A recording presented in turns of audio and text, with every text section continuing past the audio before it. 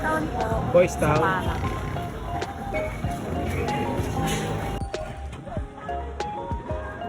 Marami na ba akong utang, pre? Yan ngayon.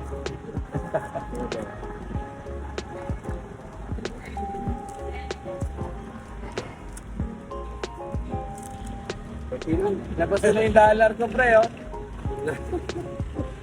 Labas lang. 400 muna. Pangilan na ba ngayon? Pang-ano na. 2 linggo na lang, kami na. Oo. Di ano yun? Pinito. Sito. Pinito. 4 na, pre. Oo. Parang nakalimutan ko na yung firma ko. Ayun daw. 1, 2, 3, 4. Ba? Salamat, pre. Tulog tayo ng paluwagan. Saan tayo, te? NGI po. Palengke. Opo. Sige, sakay lang.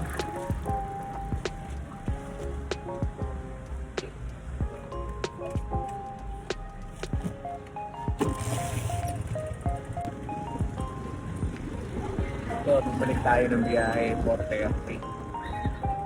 Tumigil tayo kanina ng 2 p.m. ngayon. 4:30 bumalik tayo, nagpahinga tayo ng mga 2 oras. So, nung 4:30 na to,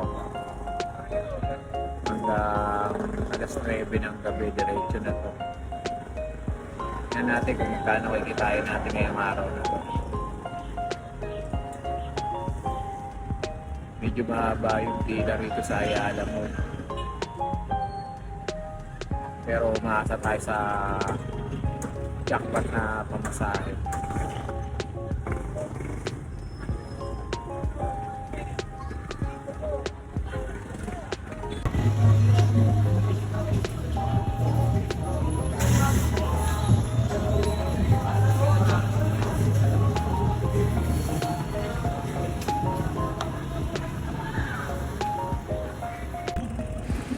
(8:30) na ng gabi dyan, guys. Nakaramdam na rin ako ng pagod at gutom. Kaya naman naisipan ko na rin umuwi.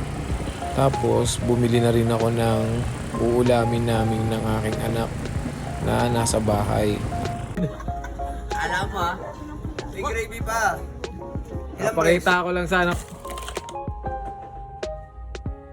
Ayun, guys, nasa bahay na tayo.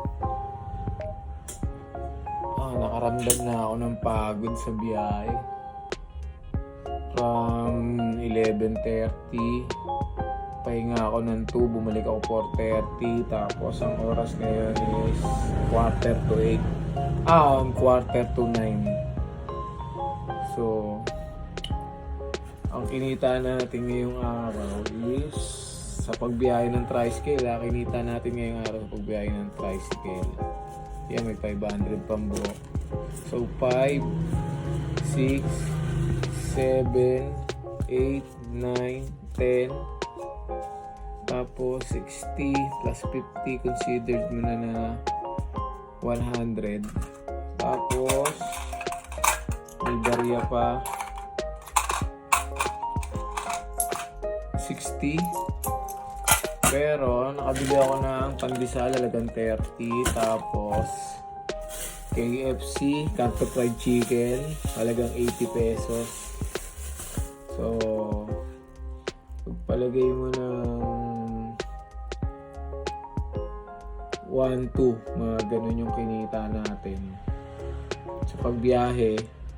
Then minus mo lang yung 200 na gasolina. So may 1,000 rin tayo. Wow! Ganun lang ang kitaan. Means madalas 1,000 malinis. Pero pag siniswerte naman, nakaka 1,615. Pag naka 1,615 ka, gasolina ko na doon mga 250. Basta tiyaga lang tayo sa biyahe.